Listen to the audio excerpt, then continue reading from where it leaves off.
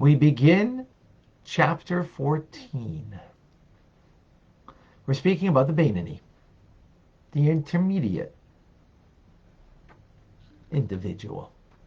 We are BITs, Beinoni in training. This is a book, Sefer Shel Beinoni, the book of the intermediate. So the Midas HaBeinoni, the rank and measure, so to speak, of the Beinoni, says the Alter Rebbe, is attainable by every individual. And that's what we should strive after. That's what we're doing as BITs, striving to become the Beinoni. Because any person can, at any time, at any hour, be a Beinoni. Unlike being righteous, though. Which, being righteous means that you abhor evil. Meaning, it's revolting to you. And evil means to finding pleasure as an end in itself. That's because that's not of God. This is something that is entrusted to the heart. And the Beinoni doesn't have the capability to conquer their heart, that there should not be a desire for pleasure. And furthermore, the Beinoni, the love of God is fluctuating, as opposed to the righteous. It's constant. Okay, so what's the bottom line of the Beinoni? Spoke about many different levels. What is the bottom line? The Beinoni's bottom line is turning away from evil and doing good in actual practice, meaning in deed, in action, in speech, and in thought, cogitated, willful thought. Says the Alter Rebbe that this is given over a choice to every single one of us. And we have the ability, the freedom, to be the Beinoni at all times. Meaning, to act, speak, and think, even contrary to what your heart's desire is. To do the diametrically opposite of what your heart feels. Your heart feels seeking the pleasure for whatever. You could not give in to that. By the way, animals can't. Animals have to follow their nature. We don't have to follow our nature. So if our heart craves and desires material pleasures, whether they're permitted pleasures, like kosher food, for example, right? But you're seeking the pleasure, meaning self-gratification as an end in itself, or whether, God forbid, you crave even something that is not permitted. The individual can conquer that desire and divert the attention from it. Everyone, we can all do it. I'm not talking to you folks, I'm talking to myself.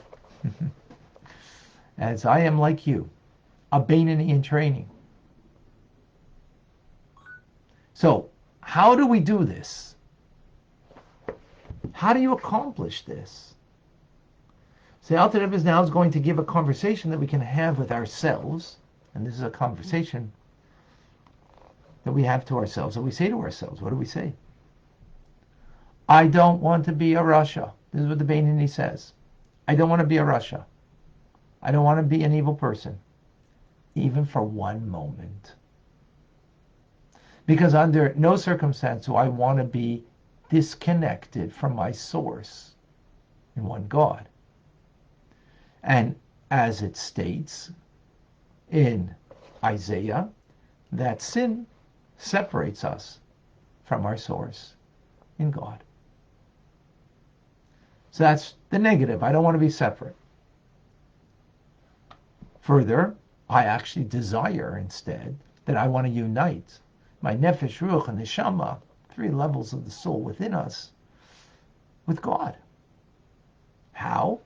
By investing myself in the three garments of self-expression, which is action, speech, and thought, and dedicating myself to Hashem, to God, by doing what we're doing right now, study of Torah, and doing mitzvahs.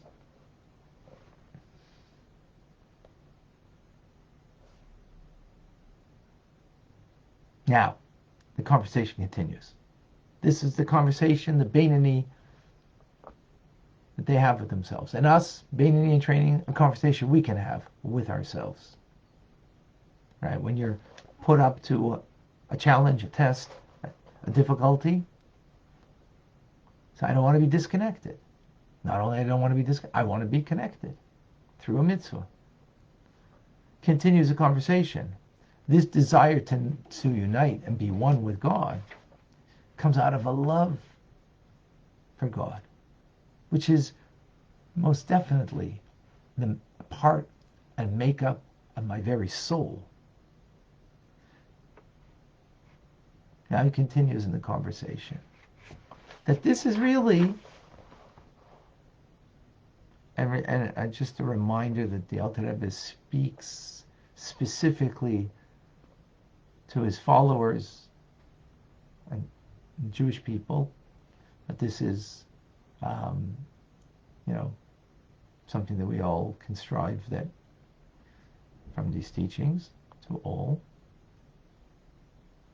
But again, this is specifically speaking to the Jewish people, right? So in the conversation, that even a Kal Shebekalim, which means the lowest level of a Jew, something we'll learn in chapters 18, 19 in detail, is capable of sacrificing their life for the sanctity of God, should they be forced to deny their Jewishness. Says the Beinani to himself, or herself, that I'm surely not inferior to this individual. Right? This person is overcome by the spirit of folly that he lets enter and thinks that when you do a sin that you're not disconnected from God in that moment. Not eternally disconnected, but in the moment you're disconnected. Right? That's important. We're not eternally disconnected because we do something wrong. In the moment we're disconnected. So the Kal Shebekalim, this simpleton of simpletons, who is, simple Jew who's unlearned and, would give up their lives not to deny their Jewishness, but they don't recognize that the spirit of folly enters, that when they do a sin, well, they're being disconnected at that moment. And they think they're not. They think, oh, I've sinned, but God still loves me. Not in that moment. He doesn't love what you're doing, at least. Right? And furthermore, this Kal Shebekalim is neglecting positive commandments, forgetting the love that's embedded in the soul and its desire to connect to God because of that love. But as for me, says the Beinani to themselves, I have no desire to be such a fool and to deny the truth. And what's the truth? Sin separates. Mitzvahs connect.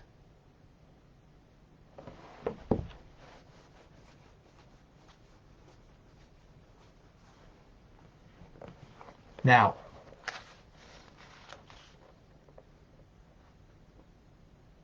so that's a conversation.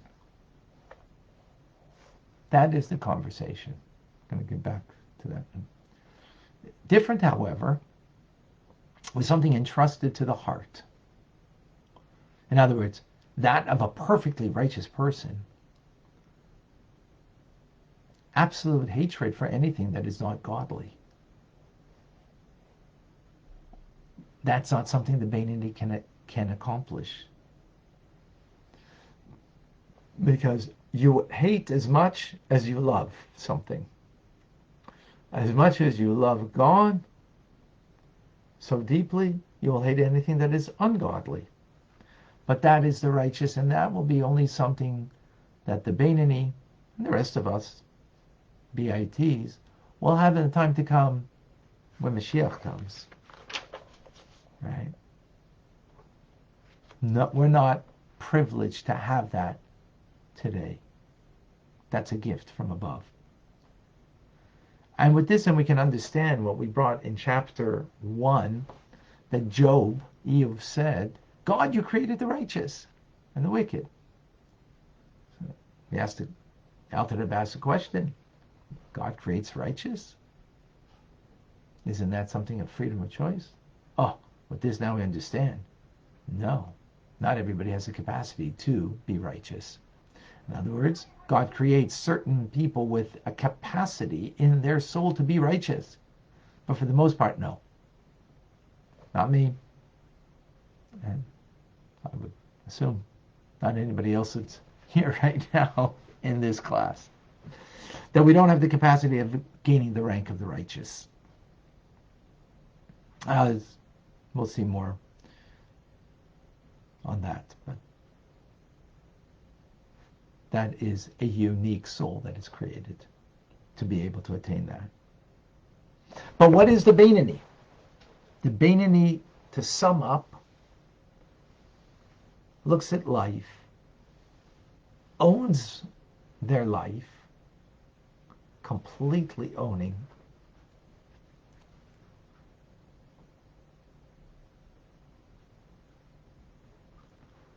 Beinoni completely owns their life in every moment.